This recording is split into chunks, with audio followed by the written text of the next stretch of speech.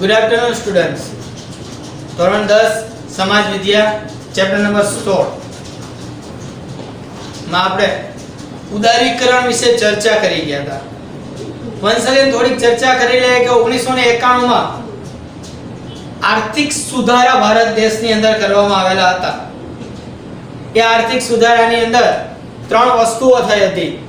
એક ઉદારીકરણ, એક ખાનગીકરણ અને એક વૈશ્વિકીકરણ.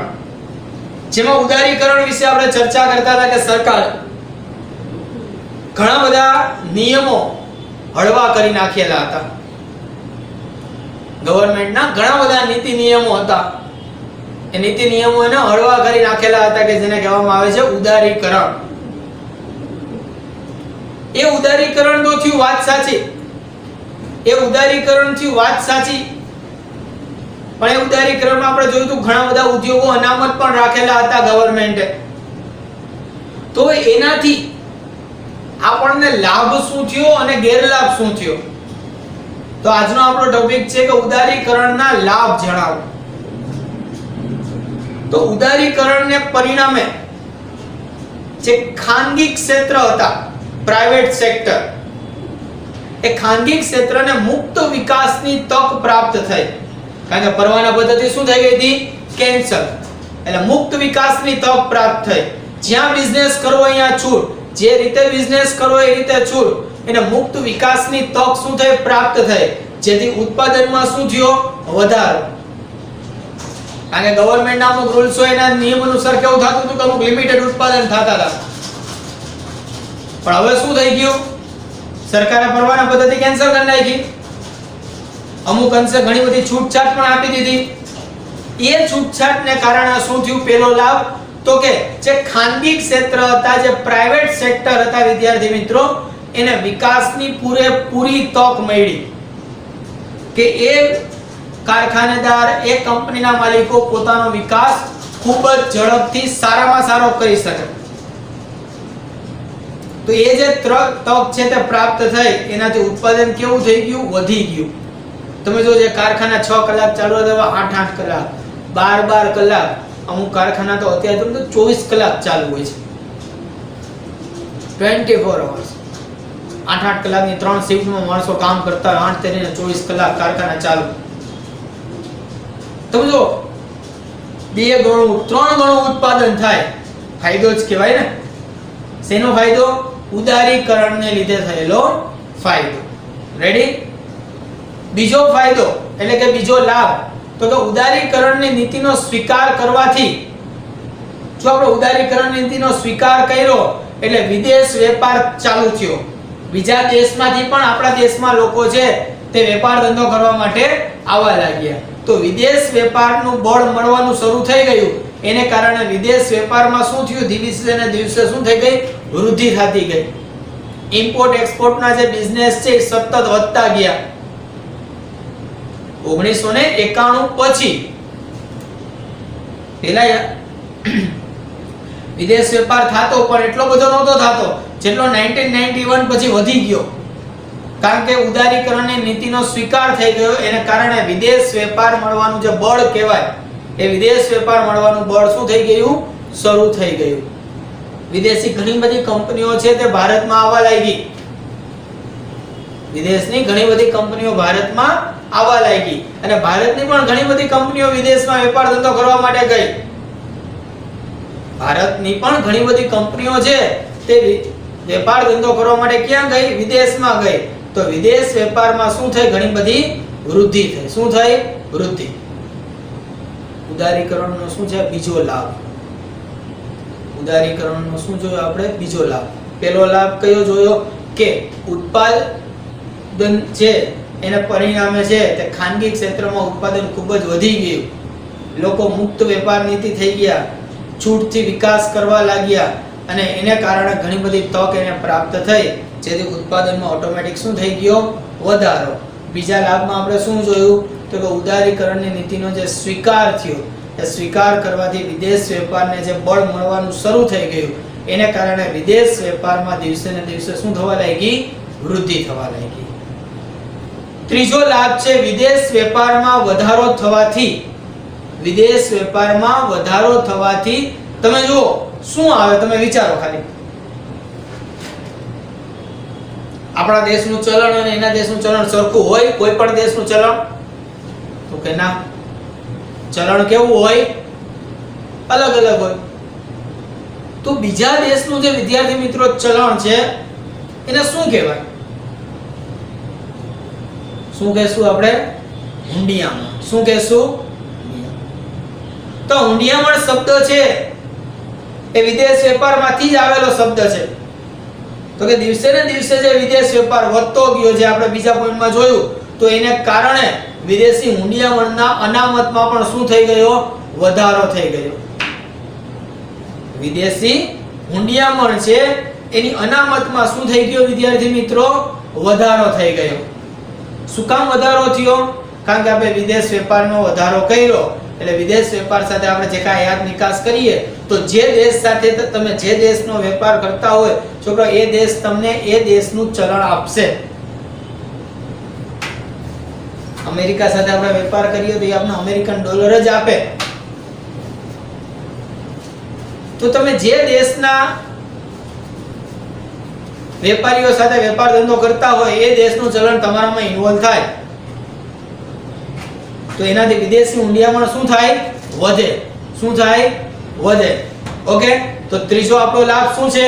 વિદેશ વેપારમાં વધારો થવાથી વિદેશી હુંડિયામણ જે છે એની અનામતમાં શું થયો છે? વધારો.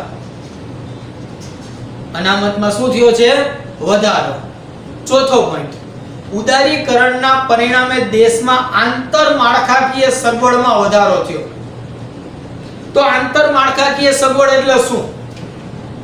તો રોડ રસ્તા, તાર ટપાલની સુવિધા,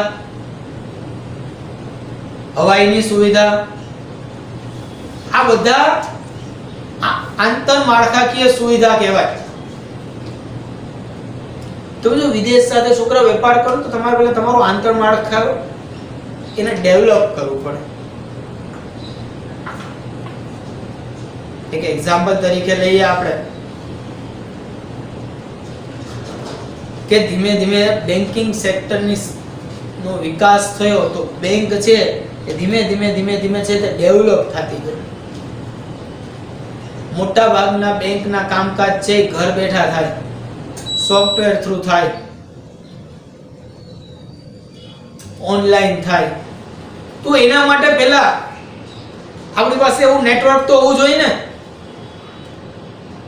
તો ધીમે ધીમે તમે જો નેટવર્કમાં સુધારો થયો, 2G, 3G, 4G અને હવે તો તમે જો ભવિષ્યમાં 5G પણ આવવાનું છે. તો આપણે આપણી આંતરમાળખાકીય સુવિધા શું કરવી પડી? પ્લસ કરવી પડી. શું કરવી પડી? પ્લસ કરવી પડી. તો જ આ સુધારો થાય. જામનગરમાં વિન્ડ ફાર્મ છે.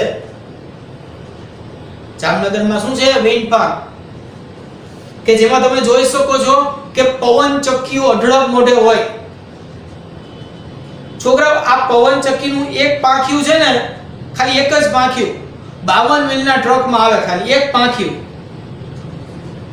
હવે એ પાછું ઉત્તર ગુજરાતની ઈ સાઈડ બને. તમે જોઈ શકો છો, પૂછજો કે ઉત્તર ગુજરાતની ઈ સાઈડ થી 52 વ્હીલનો ટ્રક છે ને એ આવતો હોય પાંખિયાની અંદર. એ પાંખિયાની અંદર છે તે આવતો હોય 2-3 દિવસે એ જામનગર પહોંચે. તો એના માટે પહેલા તો એ હાઈવે 4 ટ્રેક અથવા તો 6 લેન ના હોવા તો જોઈએ ને. 4 લાઇન 6 લેન ના હાઈવે તો હોવા જોઈએ ને કે જેમાં એ ટ્રક ચાલી શકે. હવે ટ્રક જ જો ન ચાલી શકે શું કરો તમે વિચારો. તો આવી નાની મોટી આંતરમાળખાકીય સુવિધા કહેવાય છોકરાઓ. એની સગવડતામાં શું કરવો પડે? વધારો. આ બધું ઉદારીકરણથી થાય. તમે વિચારો કે સાહેબ ચાલો તમારા ગમતું એક્ઝામ કે સાહેબ આપણે ઘણી બધી બ્રાન્ડેડ 4 વ્હીલર જોતા હોય, આપણે લેવાની ઈચ્છા હોય,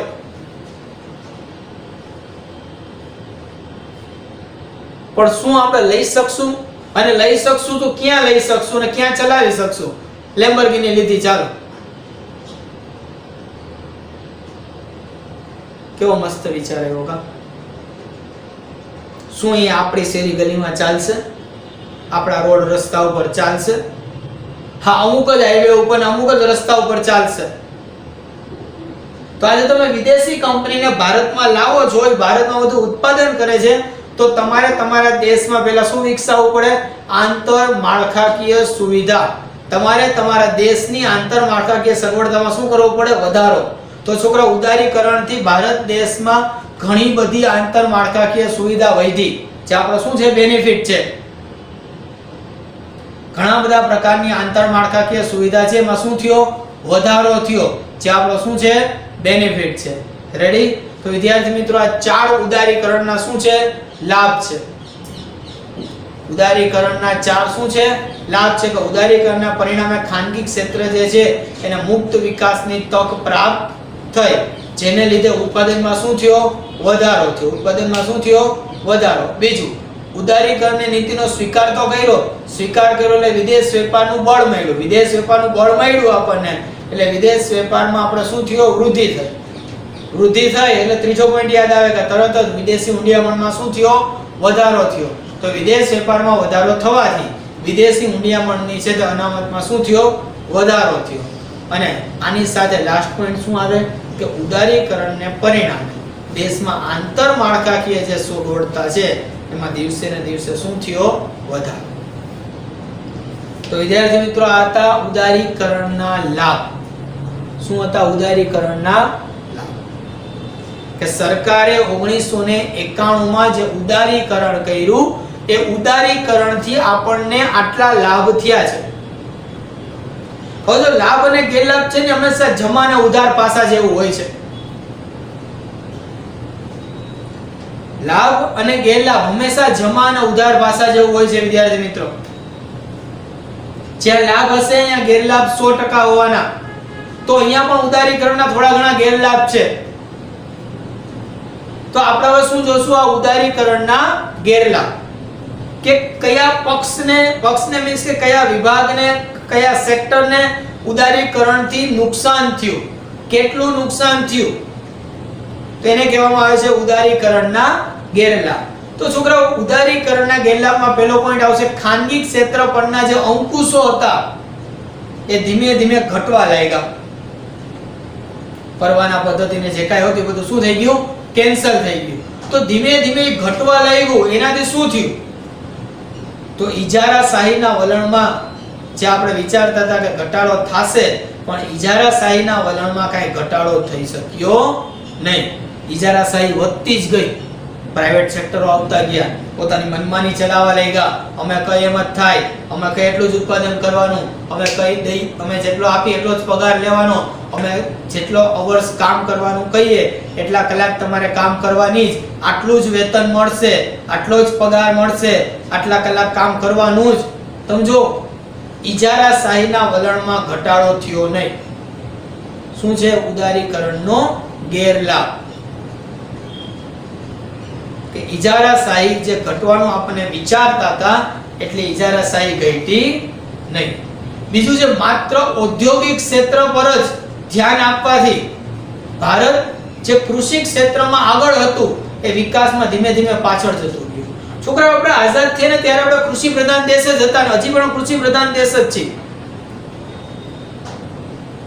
ભારત દેશ ઓલવેઝ કૃષિ પ્રધાન દેશ તરીકે જ આગળ આવ્યો છે.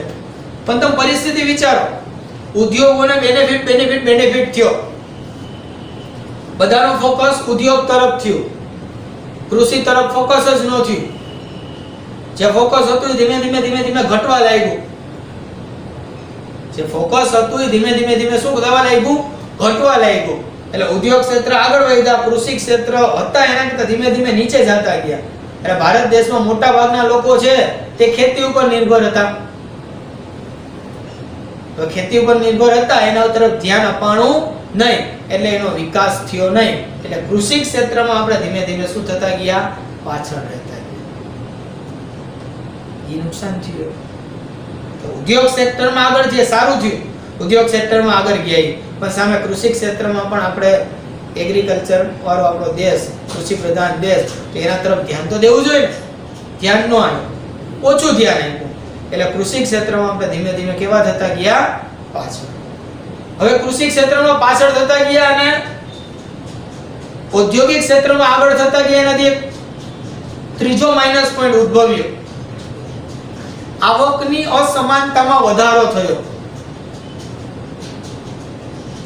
જો કારખાના, કંપની, ઉદ્યોગ, આ બધા સિમિલર વર્ડ, આમાં દુનિયાનો રૂપિયો હોય અને કહેવાય છે ને કે રૂપિયો રૂપિયાને લાવે.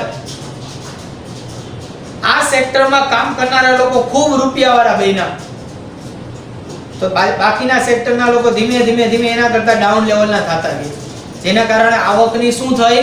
અસમાનતા.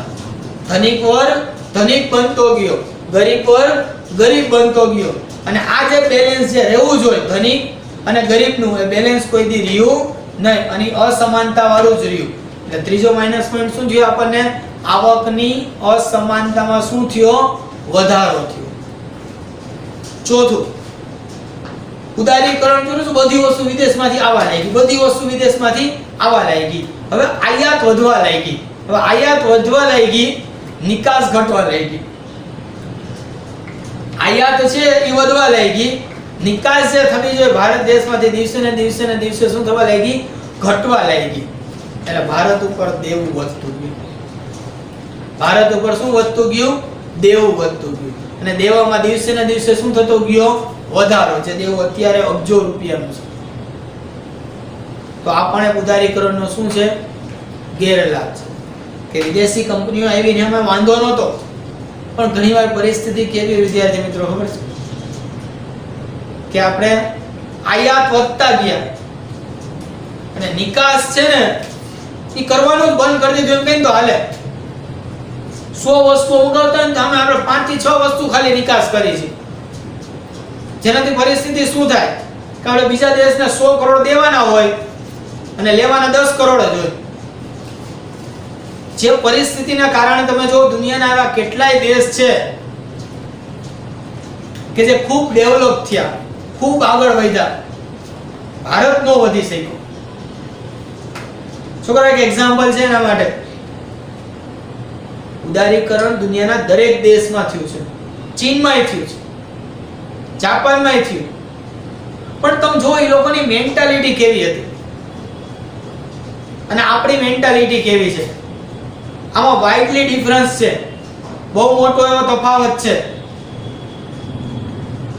અત્યારે આપણે ચીની વસ્તુઓ છે, આમ ન કરી જોઈએ, તેમ લેવી ન છે, પણ તમે વિચાર કરી લ્યો, એ વસ્તુ આપણે લેવી જ પડે એવી આદત પાડી કોને? આપણે જ પાડી. કારણ કે નાનામાં નાની વસ્તુ આપણે બનાવવાની બંધ કરી દીધી, કારણ કે આયાત કરો ને આવા દે તો નિકાસ કરવી જ નથી. જો એ વસ્તુ આપણે આપણા દેશમાં બનાવવાની શરૂ કરી હોય તો આવકની અસમાનતામાં ક્યારે વધારો ઘટાડો ન થાય. આપણે એવું કર્યું જ નહીં. પરિસ્થિતિ તો વિચારી. ઔદ્યોગિકરણ ક્યારે સક્સેસ જાય ખબર છે વિદ્યાર્થી મિત્રો? જ્યારે તમે લોકો છે ને સામેવાળાની શું જરૂરિયાત છે ને એવું ઉત્પાદન કરો ને ત્યારે. મને મસ્ત એક્ઝામ્પલ યાદ આવે છે. વિદ્યાર્થી મિત્રો, જાણવા જેવું છે, વિચારજો ખાલી. છોકરો, હું જ્યારે નાનો હતો, તમે જ્યારે નાના હતા, એ સમયે મચ્છર તો હતા જ, હતા કે નહીં? શું કરતા આપણે એ સમય વિચારજો. તો કે ઓલું કછુઆ છાપ અગરબત્તી કરે, રાઈટ? મચ્છર વયા જતા. હા, વયા જ જાય ને, ધુમાડાથી વયા જ જાય. કોણ કાનો વયા જાય?